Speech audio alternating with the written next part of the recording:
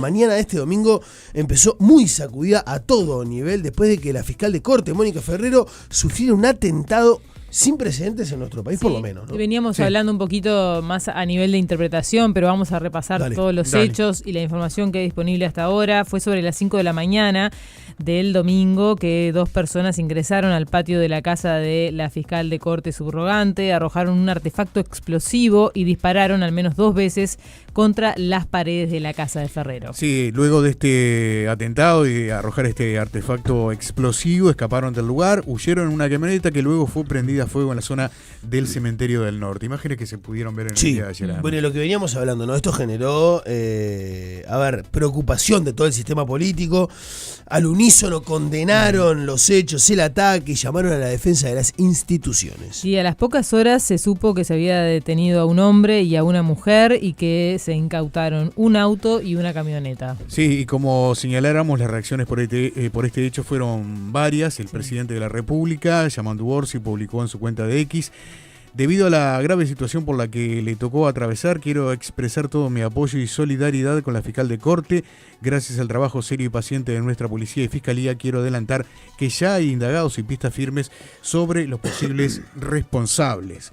La investigación rápida y eficiente es la única opción válida y garantista frente a lamentables hechos como estos.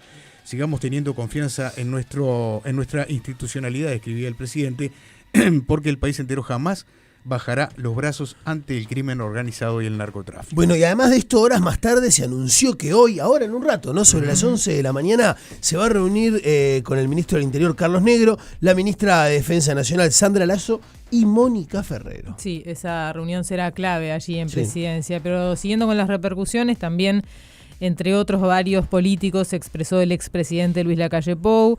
Fue de los primeros en hablar, contó que habló con Orsi y escribió en Twitter lo siguiente: en este tema no puede haber diferencias, ni dos opiniones. Del lado de la institucionalidad, del lado del orden, del lado de la protección, mi solidaridad con Mónica Ferrero y su familia. Esto publicaba entonces en la red social X. Sí, fue una tarde además de conferencias de prensa. El propio ministro del Interior, Carlos Negro, también los líderes de la oposición, Álvaro Delgado del Partido Nacional y Andrés Ojeda del Partido Colorado, realizaron conferencias para expresarse acerca de lo ocurrido. A ver, escúchalo. Este tipo de acciones a los que la doctora Ferrero, como fiscal de estupefacientes, ya conoce, ya sabe cuáles son las estrategias de los grupos criminales y del narcotráfico para tratar de impedir que el Estado cumpla con su función. No van a poder mover ni un centímetro, ni el actuar de la Fiscalía, ni el actuar de la Justicia, ni el accionar de la Policía Nacional. Por lo que, ante este episodio, lo primero que hay que decir es que no nos moverán, ni un centímetro nos van a mover y van a caer. Ya empezaron a caer. Como Partido Nacional exigimos que el gobierno, con el presidente de la República a la cabeza y con el ministro del Interior, despliegue al máximo sus capacidades para investigar y sancionar a los responsables de este atentado. Es un hecho muy grave, es un hecho que nos preocupa y que nos tiene que preocupar como sociedad. No tiene precedentes en el Uruguay. Este es un hecho sin precedentes para el Uruguay, por lo menos en el pasado reciente. Este no es el Uruguay que conocemos y están llegando cosas que no estamos acostumbrados a que ocurran. Creo que también hay un mensaje muy pesado y es que el narco ha identificado a su enemigo y ese enemigo hoy es Mónica Ferrero. Conversé con la fiscal Mónica Ferrero y me dijo algo que claramente fue lo que quizá más rescato del día de hoy, que dijo: a mí quédate tranquilo que no me van a amedrentar. Yo voy a seguir para adelante con mis investigaciones de siempre y la Fiscalía va a seguir para adelante. Si nos dejamos amedrentar, ganan ellos. Bueno, algunas de las reacciones en la jornada de ayer. Por su parte, el secretariado ejecutivo del Frente Amplio emitió un comunicado en el que respaldó el trabajo del ministro del Interior, Carlos Negro, y se solidarizó con la situación que vivió la fiscal de corte, Mónica Ferrero. Sí, el Frente Amplio afirmó en este comunicado que la lucha contra el narcotráfico es la prioridad de la fuerza política y que continuará analizando el avance de la situación hoy lunes junto al ministro Negro. La defensa de la institucionalidad es una prioridad para el Frente Amplio y para todos los uruguayos, en donde no debería haber dos opiniones, concluyó concluye el texto. Bueno, de la investigación en la que se está incluyendo todo lo ocurrido, el ministro Negro adelantó que se reconocen patrones comunes con otros ocurridos en el pasado, fundamentalmente por las armas utilizadas y los objetivos. Algo te veníamos diciendo en el pase, pero ahora nos vamos a meter en detalle. Sí, ¿no? Recordaba Negro, decía textualmente: hoy fue una fiscal de estupefacientes con investigaciones y causas importantes en contra del narcotráfico. En realidad hoy es la fiscal de corte subrogante, pero bueno, tiene este rol también Mónica Ferrero. Ahora su fiscalía está con una persona suplente, digamos, pero esa es su naturaleza como fiscal. Antes, decía él, también recordaba, en 2020 fue como objetivo la Dirección General de Represión al Tráfico Ilícito de Drogas, cuando también mediante un explosivo se atentó contra sus instalaciones. Después fue el atentado contra Luis Mendoza, a cargo del Instituto Nacional de Rehabilitación, esto en 2024, y unía así el ministro los distintos hechos, y también habría que agregarle los mensajes de amenazas que recibió en su momento Ferrero, que se le atribuyeron a Sebastián Marcet 2 días después del atentado a la brigada, si no me acuerdo mal. Sí, 2 días después. Pero hay un detalle, a mí me parece que no es menor. Es cierto que tiene una gravedad muy importante, y sobre todo a nivel institucional, cuando se arroja una bomba molotov contra la brigada antidrogas. Pero allí no estaba la fiscal Ferrero, y el impacto, creo yo, que tiene, la gravedad aún mayor que tiene este caso, es que fue en el domicilio. Es su casa, totalmente. Es en su casa donde está su familia. Totalmente. Además, imagínate el impacto emocional para una persona. No es la institución en la que vos trabajas, es tu casa. Y es que tu no es domicilio donde vive tu familia. Y que no es una reacción, un loquito que vino corriendo contra la puerta y tiró algo, ¿no? Hay un trabajo logístico de investigación, de llegar antes al patio para poner un tablón. De hecho, yo me quedé pensando en lo que contaba Gabriel, que es una información nueva, que consiguió él, esto de que la granada explotó en el patio, pero porque rebotó de la ventana. Y rebotó en la ventana. Eso ese dato no lo teníamos. Es un dato que cambia todo, ¿no? Y claro, porque ahí hubo una intención de matar, efectivamente. Perdón, si la granada rompe la ventana y entra, no estamos hablando de esto. Claro, no estamos en esta charla ahora, ¿no? De amenaza narco. Hablando de otra cosa, y eso es lo que quisieron hacer, no fue solamente una amenaza. Entonces, me parece que la gravedad crece. Sí. Vos decías del WhatsApp que recibe Ferrero en 2020. Decía: hola, señora Mónica Ferrero, ¿cómo le va?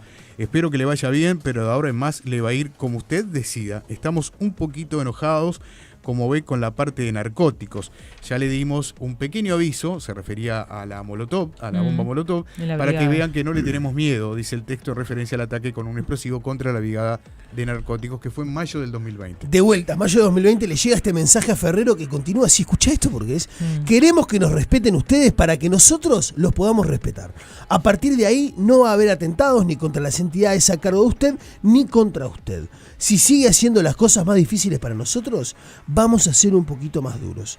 Si ustedes flexibilizan, nosotros también lo haremos. Usted me entiende. No tengo que explicarle mucho. Acuérdese que todo tiene un límite.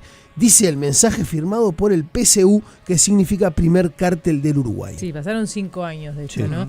En su momento, como mencionábamos, se atribuía todo esto, se especulaba que todo tenía que ver con la autoría de Sebastián Marcet. Ahora también se lo relaciona con esto, y ahora releyendo este mensaje... Es la letra de Marcet. Es la forma de expresarse de Marcet. Salvo que alguien haya querido hacerse pasar por él. Bueno, pero mirá que si vamos a la cronología, me parece que esto es anterior a que conociésemos cartas de Marcet. Claro, sí, es anterior. Anterior. Cuando empezamos a recibir mensajes de Marcet, claro, vos tuviste intercambios directamente con él. Yo creo que el video fue 2022. Es la manera de escribir de él, ¿no? Sí, claro, fue después. 2022. Pero bueno, nada, Marcet, que recordemos, sigue prófugo, ¿no? No se sabe dónde está.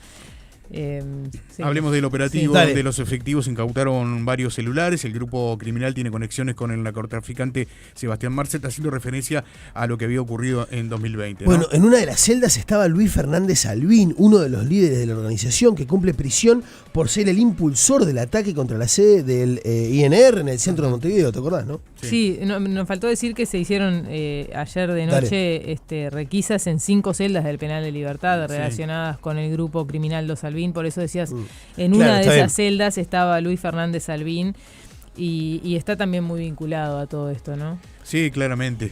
Pero vamos con otras reacciones también, dale, ¿no? te podemos leer algunos mensajes también si quieren después. Porque no solo hubo reacciones del espectro político ante el atentado, sino que otras instituciones también manifestaron su preocupación por lo ocurrido. La propia Fiscalía General de la Nación emitió un comunicado en el que detalla su preocupación por el atentado. Se informa a la población que afortunadamente tanto la doctora Ferrero como su familia se encuentran bien de salud, más allá del impacto emocional que esta situación genera. Eso dice la Fiscalía en un texto. Sí, el mismo comunicado dice: se realiza un llamado a todos los estamentos del Estado para robustecer a la Fiscalía y la seguridad de los equipos fiscales encargados de la persecución penal de los delitos, especialmente aquellos de crimen organizado que tanto daño causan a la sociedad. En tanto, desde la Asociación de Magistrados Fiscales del Uruguay se calificó el ataque contra Ferrero como un golpe directo a la institucionalidad de la Fiscalía. Si la máxima jerarquía de la Fiscalía es objeto de una agresión de esta magnitud, ¿qué se puede esperar respecto de la seguridad de los demás fiscales que día a día desarrollan su labor en primera línea? Eso Sí, agregan. obviamente todos quedan Vale. con un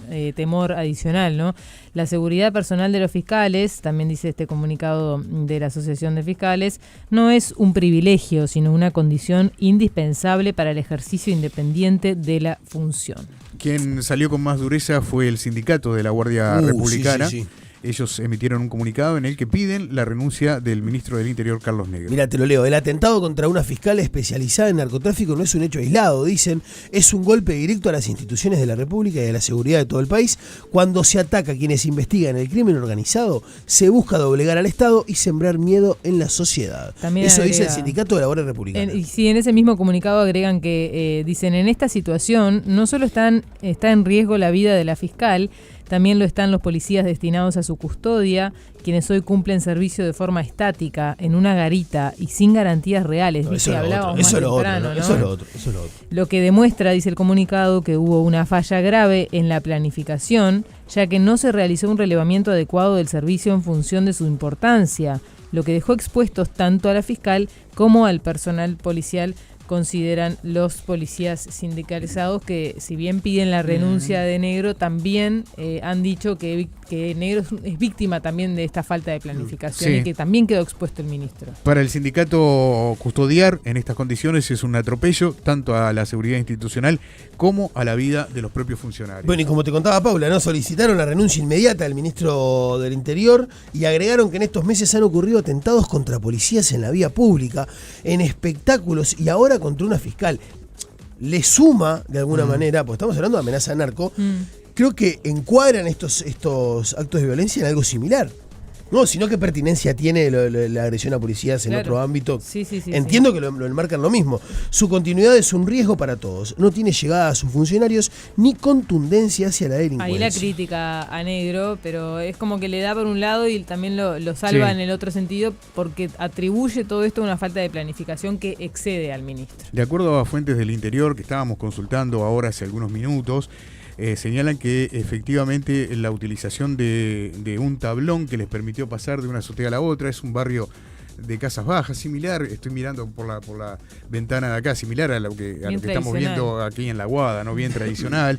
Ese tablón fue utilizado para pasar de un lado a otro. Calculan que fueron más de tres o cuatro casas por las que ingresaron, ¿no? O sea que saltaron de un lugar hacia otro. También nos señala que se está investigando absolutamente todo, pero que la línea más fuerte de investigación es la de Alvin Marcet. Y por otro lado también que obviamente, esto era evidente, se amplió la vigilancia en el domicilio de la fiscal Mónica Ferrero. Bueno, hay muchísimos mensajes, se imaginarán, al 092-690-690, también al 6900. Le voy a leer algunos, ¿les parece? Mirá, vos Dale. tenés ahí pauta también, Sí, ¿no? estoy mirando. El atentado contra Ferrero demuestra que algo bien debe estar haciéndose. Los narcos están nerviosos, dice. Esto se está volviendo cada vez más parecido a Colombia, a la Colombia de Pablo Escobar, dice Hugo. Hay varios que apuntan a la financiación de los partidos políticos. Me llama la atención esta reacción de algunos oyentes. Acá, por ejemplo, Gerardo dice: buen momento para los diputados y senadores que expliquen de dónde sacan la plata para bancar sus millonarias campañas políticas. ¿Se acuerdan que en su momento, en la campaña electoral pasada, se habló mucho de regular y de dar transparencia a la financiación de las campañas? Esto llevó a que se tratara una ley que al final terminó saliendo, pero muy disminuida respecto al texto original, y con poco avance, diría yo, respecto a esto, ¿no? A mostrar los orígenes de los fondos. ¿Por qué? Porque, bueno, se señala que hay una vinculación, obviamente, entre el narcotráfico y los fondos de los partidos políticos. Por eso vuelve este tema a estar sobre la mesa. No seamos hipócritas, dice Jorge en el chat de YouTube. ¿Cuánto gana un policía? ¿Qué medidas de represión tenemos? Cuando un policía mata a un asaltante, ustedes ponen en cuestión la autoridad. Bueno, está. Hugo dice, el atentado contra Ferrero demuestra que algo bien debe estar haciéndose. Los narcos están nerviosos, esto se está volviendo cada vez más parecido a Colombia, a la Colombia de... ya lo leíste, perdón. No importa. Genial. No, hay enorme... Estoy mirando varios... Sí, no hay una cantidad. Entiendo, y yo que vivo hablando de la percepción del riesgo, Sí. pero hay una enorme diferencia con lo ocurrido en Colombia. Ojalá que nunca lleguemos a ese extremo, ¿no? Pero estábamos hablando allí de prácticamente un estado fallido, un estado ausente. Es muy distinto la realidad que vive hoy Uruguay. Y soy muy crítico de él. En Uruguay no pasa nada. Al contrario, yo creo que pasa y pasa mucho. Muchas veces nos creemos que pasa poco o queremos creer que pasa poco. Les recuerdo aquel caso, además, de la policía llegando hasta la puerta del Palacio Legislativo en la persecución no, en el seguimiento de inteligencia que estaban haciendo de un narco muy pesado hasta que entró al Palacio Legislativo, al edificio anexo. Yo supongo que esa policía que lo venía siguiendo en materia investigativa también debe haber entrado y debe tener datos a dónde fue. ¿Entendés lo que está contando Pepe? ¿No? ¿Entendés lo que está increíble. contando Pepe? Porque a veces pasa esa... Está muy bien que lo traigas de vuelta, porque nos olvidamos a veces de estas cosas. Es que nos olvidamos porque nuestra percepción de riesgo es muy baja. Voy de nuevo en la línea de lo que decía aquí, y no me olvido más de esta entrevista de Pepe Rila. Demandamos poco. Bueno, demandamos poco, también tenemos baja percepción del riesgo. Está muy unido una cosa con otra. Mirá el mensaje que manda Pitu en el chat de YouTube. Viene hace años, pero nadie quiere reconocerlo, y a quienes lo han advertido los han tratado exagerados, como dice Laura. Es cierto, hablando de William Rosa, por ejemplo, ¿no? Bueno... Hola, buenos días, dale. Sí, tengo acá alguien que dice que era para asustar, no era para matar de verdad. De Nosotros forma... pensábamos lo mismo hasta el dato de Gabriel, que la granada fue a la ventana y rebotó. Sí, la granada la lanzaron y bueno, falló por suerte. Ya ahí no creo que haya sido para un susto. Lo que dice este mensaje es que la granada seguramente no funcionaba, era para asustar. De alguna forma hasta los periodistas se van a callar después de esto. Hasta ahora han matado comunes, cuando le toque a alguno importante ahí va a empeorar. Bueno, un atentado contra la fiscal de corte subrogante me parece que digo... Sí. Hola, buenos días. Tengo familiares que viven en la zona, dice Mari, mirá en YouTube, muy cerca de la casa de la fiscal y la pasaron muy mal, muy asustados. Claro, imagínate el momento, 5 de la mañana, de vuelta, ¿no? Pregunta, qué raro que no es permeable la clase política. Bueno, lo que contaba Pepe recién, ¿no? Mientras no se investigue en serio, todos mentimos y seremos cómplices. Sí, tampoco me gusta generalizar, ¿no? No, totalmente, pero bueno. Muchos mensajes también que critican cómo el tema Marcet, el pasaporte, todas esa serie de omisiones en las que incurrió el Estado, vamos a decir el Estado en general, para no caerle de responsabilidad a nadie, y que hacen que hoy esté prófugo, ¿no? La persona a la que se señala cuando ocurren este tipo de cosas, también se lo vinculó a esa incautación de 2.200 kilos de marihuana en Punta Espinillo, de la que hemos hablado otras veces, que en principio podría estar relacionado con esto. En fin, si el último responsable de todo esto es Marcet, también habría que ver, ¿no? De hacer una autocrítica más generalizada y compartida de cómo se ha tratado el tema Marcet. Hay un cambio muy grande además en lo que es, digamos, la estructura de negocios. Todo esto lo estoy poniendo entre comillas, lo de estructura de negocios del narcotráfico, de pasar de ser un país de tránsito donde la droga salía y se iba fundamentalmente a Europa como destino cercano. Hemos pasado a ser un país de acopio, y el acopio de la droga hay que cuidarla, porque si no alguien te la puede llegar a robar, y ese cuidado exige, entre otras cosas, poder de fuego, y no se maneja la misma violencia en el tránsito que en el acopio, y ese poder de fuego exige cuestiones que no estábamos tan acostumbrados en este país. Entonces me parece que está todo muy atado. Yo no sé si será que los narcos entienden que hay un accionar que los pone nerviosos, si fue una señal, si hubo intención de cometer un magnicidio. Lo cierto es que esto hoy es el hecho más grave desde el retorno de la democracia hasta el día de hoy, a nivel institucional. No creo que haya otro hecho tan de tamaña gravedad de lo ocurrido, más aún si se confirma lo que decía Gabriel con respecto a que hubo una intención de lanzar una granada dentro de una vivienda, ¿no? Que falló lo planificado, ¿no? Que sería mucho más grave. Bueno, muchos mensajes que llegan, se imaginarán por WhatsApp. Yo cada vez que quiero leer uno me caen 20 más. Se reunió con un senador, lo dijo el mormón. Dice Pablo por Cuando dice el mormón WhatsApp. está hablando de Guartechi. Exacto. Claro. Buenos días, soy Pablo. Esto es todo culpa de los abogados. Habla, mezcla Val y todos los políticos corruptos que siempre están metidos en todo. La gente se calienta también con las autoridades en esto, cuando pasa esto, ¿viste? Sí. Buenos días. Como en tantas otras cosas, falta cabeza y planificación, porque si no, hay cosas que no se explican. El único deseo es que esto no se termine politizando como todo últimamente. Si no, ya perdimos, dice Alejandra. ¿Y qué es lo que terminó pasando? Vos fíjate, te contamos un montón de detalles que son los que conocemos desde ayer en la noche, ¿no? Lo único nuevo es lo que dijo Gabriel de la granada contra la ventana. Pero después son repercusiones. Son, lamentablemente, gente, obviamente criticando lo que pasó, ¿no? Categóricamente pidiendo que se metan cartas en el asunto. Pero lo cierto es que hasta que el Ministerio del Interior no avance en la investigación, no vamos a ver mucho más.